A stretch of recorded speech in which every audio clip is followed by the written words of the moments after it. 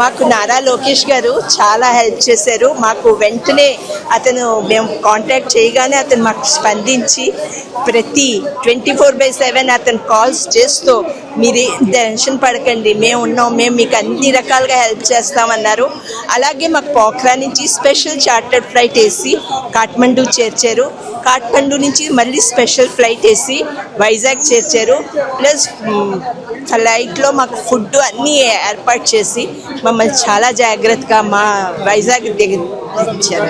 అంటే అక్కడ ఉన్నంతసేపు చాలా భయాందోళన కలిగి ఉంటుంది. చాలా భయాందోళన, ఎందుకంటే అక్కడ బాగా మంటలు ఇవి అందరినీ కాల్చీడాలు, ప్రైవేట్ ప్రాపర్టీ అంతా చాలా ధ్వంసం చేసేస్తూ ఉన్న టైంలో మాకు ఇలాంటి హెల్ప్ చేసి మమ్మల్ని చాలా జాగ్రత్తగా తీసుకొచ్చారు.